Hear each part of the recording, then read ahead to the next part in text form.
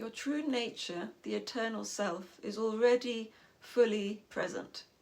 It's already pure, whole, and complete. Nothing can be added to it. Nothing needs adding to it. It's unchanging and eternal.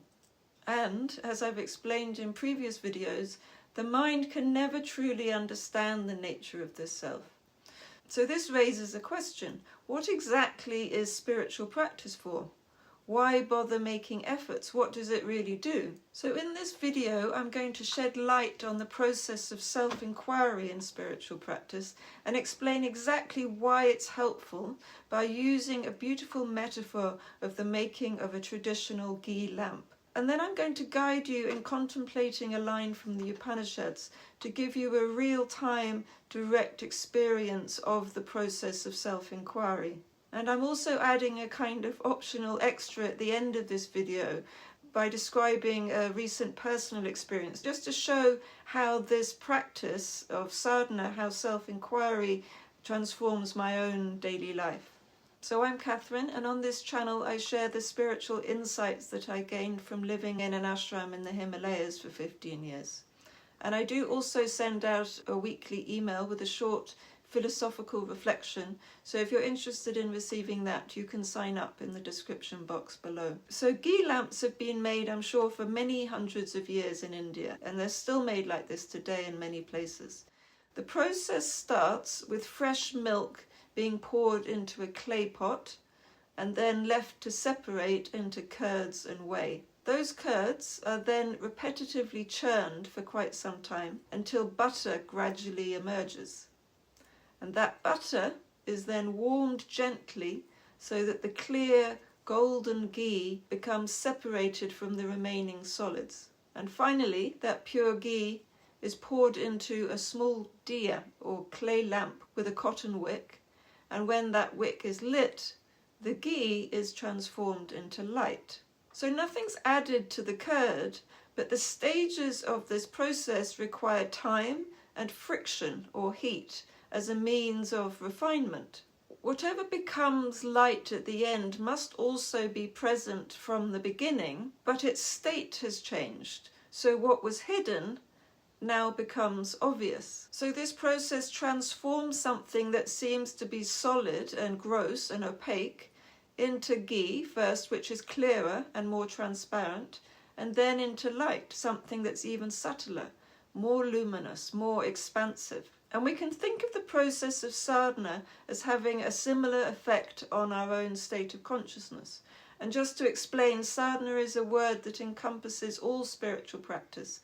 So for the last 30 years, for example, my sadhana has included meditation and the practice of self-inquiry. And this self-inquiry has been done by attending satsang and by studying scriptures. And then by directly applying the knowledge that's been revealed through those sources again and again to the reactions of my mind in everyday situations. So let's first look at how the process of self-inquiry in particular allows a change of state to take place. So what exactly are we looking to transform? We're definitely not looking to add anything that isn't already completely present within us.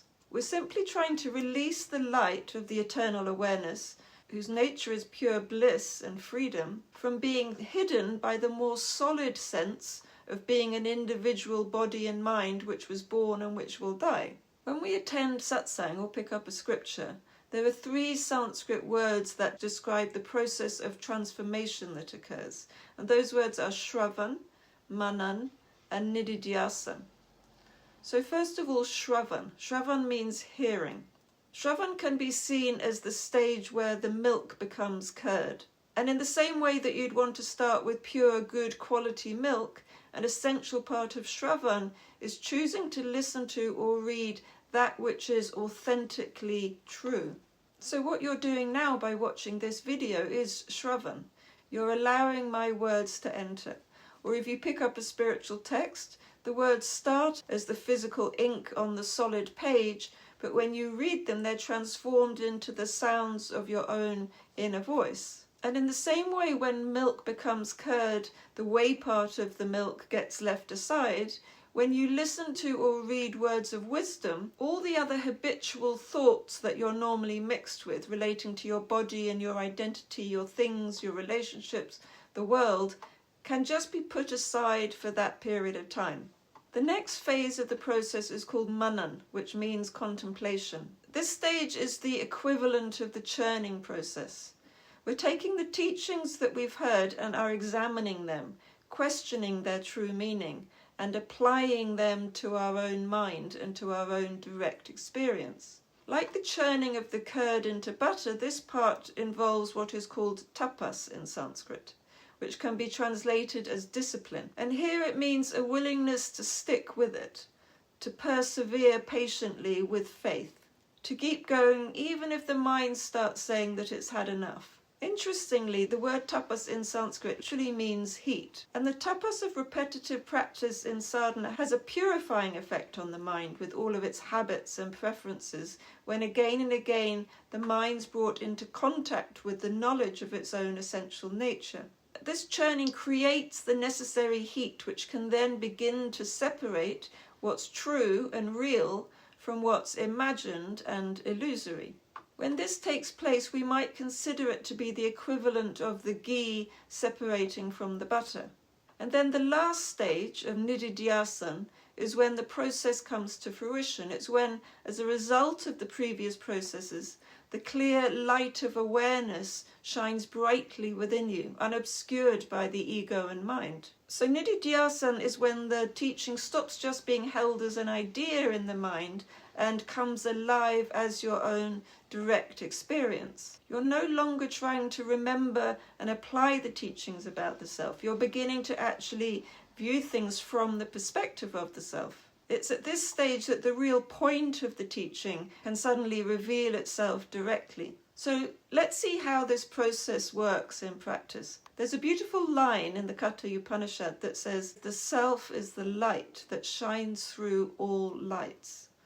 When you first hear this during Shravan, maybe it sounds beautiful to your ears or even profound, but it's probably also mixed with the meanings your mind might give to it about light and spirituality and so on. So we do Manan and we begin to dig deeper into what these words are supposed to convey. The self is the light that shines through all lights. Whenever the word self comes, you can always know that it's referring to you, to what you really are, and that is fully present here and now as your very beingness. It's not just an idea of something that's distant or separate from you in any way. So then you might think about what it means when it says all lights. Perhaps it's referring to the light of the sun and the stars, and maybe to the light given off by fire. But when you think about those kind of lights, you're likely just using your imagination. So let's bring it closer to your own direct experience. What lights are you knowing here and now? I'm experiencing the daylight of the room, but it's also midwinter in England, so I've got 2 lamps on at the same time. And I'm also experiencing the light on the computer screen in front of me. So the self is the light that shines through all lights. So what is it that's shining through all these apparently separate lights, but isn't separate from you? In fact, it is you. So we always investigate these words by bringing them back to our own direct experience here and now. And so as you stay with these questions with patience, something begins maybe to reveal itself. You might start to notice something quite simple. Whatever light appears, whether it's daylight or electric light, you're already present as the one who's aware of it. Without awareness, no light could ever be known. No light could ever be experienced. And this awareness by which all light is known is the same awareness by which the light or consciousness of your mind is known. It's the same awareness through which the sound of my voice is being known. And my voice might appear as something separate and different from your mind or from the light in the room, and yet the awareness that knows all 3 of these things, that knows the sound and knows the light and knows your thoughts and feelings, is present and undivided. This awareness observes limitation, but isn't limited by limitation. It observes joy and suffering, but it isn't changed by joy or by suffering. It enables physical light and dark to be known, but it isn't altered by anything that's seen by the eyes. So you've only been doing this self-inquiry for a couple of minutes, and you might need to stick with it for much longer. But perhaps you're beginning to experience just a very subtle transformation in the atmosphere of your mind taking place. We could call this your state of consciousness. Can you see that by bringing your attention back to the awareness that underlies and shines not just through all lights, but all experience of any kind, has had the effect that that which appeared to be the more solid, formed nature of your mind and its thoughts begins to get lighter and more expansive in its feeling? Maybe you're beginning to experience that, like the butter when heat is applied, the mind begins to feel clarified, to feel a bit more transparent. And so perhaps you can see the possibility that when this practice is done repetitively and combined with the practice of meditation, which is also very important, you might start to experience a new, lighter, more expanded way of experiencing yourself and the world. To see and directly experience yourself not just as the solid body and the formed mind, but the formless awareness in which and through which the body and mind are experienced. So then, going back to the original question of the purpose of spiritual practice, sadhana doesn't create awareness, it doesn't improve awareness, but it can remove what seems to cover awareness and allow that pure awareness to shine brighter actually than any physical light, because it is the light by which all light is known, and the direct recognition of this is the true purpose of sadhana.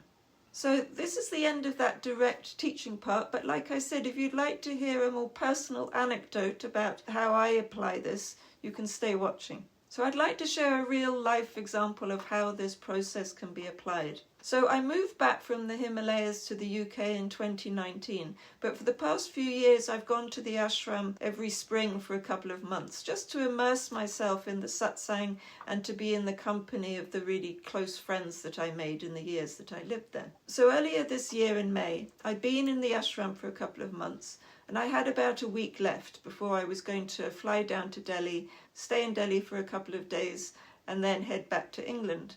But then a series of skirmishes broke out between India and Pakistan, and things looked like they could escalate really quickly into something much more serious. The local airport near the ashram closed, along with a lot of other smaller airports in northern India, because of the increased security threat. And then one morning after satsang, someone suggested that it might be wisest for me to pack immediately, get a taxi down to Delhi that evening, and get out of the country as soon as possible, because there was a chance that if things did escalate further, the international airspace might be closed soon as well. So with this piece of advice, suddenly my mind went into overdrive. What was I supposed to do? I'd been looking forward to a final week with my friends, saying a proper goodbye, arranging all my things, getting an hour-long flight down to Delhi, and the idea of suddenly rushing, stuffing things in my bag, getting in a car and taking a 14-hour, very windy and bumpy drive down there didn't seem at all appealing. And it didn't quite feel like the right thing to do either, but I wasn't sure whether it didn't feel right because my mind just really didn't want to do it, or whether because it really wasn't right. So I was stuck in a kind of indecisive mode. And weighing into that was the sense that I did need to get back to England to help look after my elderly father. So if I risked getting stuck in India, that really wouldn't be very good. So my mind was trying to deal with and process all of these thoughts, and everything felt very real. And I was very unclear about what I should do. But luckily, I'd be due to meet some friends for lunch that day after satsang, and it was a reunion of what we called our Gyan group.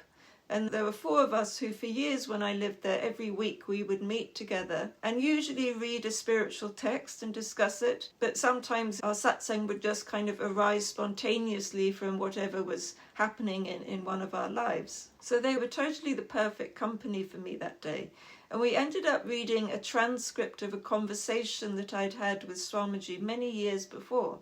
And in that conversation, he'd spoken about how the mind acts like an umbrella that prevents us from seeing what's beyond its imagined creation of thoughts, but that the knowledge of pure awareness pierces holes in that umbrella so that you can see beyond the mind. So we read this together and discussed it, and I applied this knowledge directly to the nature of the thoughts I was having that day. So I wasn't going down the psychological route of inquiring why I was resistant to the idea of travelling immediately, or why my body felt this sense of stress or anything like that.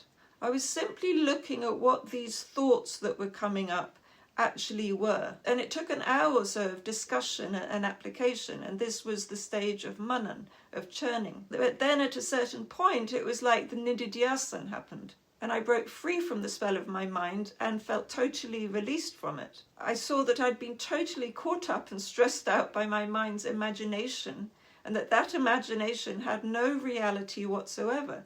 And in the meantime, in terms of what decision I should make, because I still did have to make a decision, one of my friends told me that Swamiji had once advised him that if he was very unclear about a choice or a decision that had to be made, he should just wait until more information became available. So it became clear that this is what I should do. I should just wait and see what happened next. And piercing through the umbrella of my mind that afternoon really felt like a kind of cosmically aligned event, because just a moment after I really felt that release of Nididhyasan, a beautiful rainbow appeared in the sky and my phone pinged, and there was an announcement that a ceasefire had happened between India and Pakistan, and that all of the airports were reopening the next day. So it really felt like everything was resolved on all levels. Bye for now.